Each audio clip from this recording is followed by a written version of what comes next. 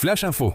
Des négociations officielles entre les États-Unis et l'Iran se déroulent aujourd'hui dans la capitale du Pakistan. Des représentants des deux parties sont déjà arrivés à Islamabad. La délégation américaine est dirigée par le vice-président Vance, tandis que la délégation iranienne est menée par le président du Parlement, Kalibaf. Ces négociations apporteront-elles la paix et apaiseront-elles la crise énergétique mondiale? Les demandes de l'Iran incluent un cessez-le-feu immédiat, y compris au Liban, et le dégel de 120 milliards de dollars d'actifs iraniens à l'étranger. Le plan de paix en 10 points de l'Iran sert de base aux négociations. La demande la plus inacceptable pour les États-Unis est l'insistance de l'Iran pour que les USA versent 250 milliards de dollars en réparation de guerre. Vance a déclaré que l'ouverture du détroit d'Ormuz est une condition préalable à la paix, et que les États-Unis n'accepteront absolument pas les réparations de guerre ni l'arrêt des attaques contre le Hezbollah au Liban. L'intention des États-Unis est claire: démanteler la puissance de l'Iran et la briser morceau par morceau. Les exigences de négociation des deux parties sont fondamentalement incompatibles. Bien que les négociations soient en cours, les mouvements militaires des deux camps n'ont pas cessé.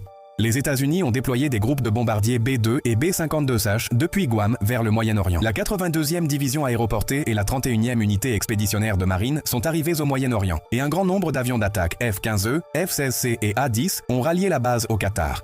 Le plus important soutien extérieur de l'Iran est arrivé.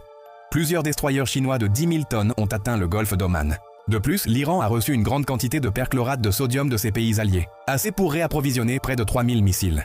Il est fort probable que les États-Unis et l'Iran reprennent la guerre dans les prochains jours.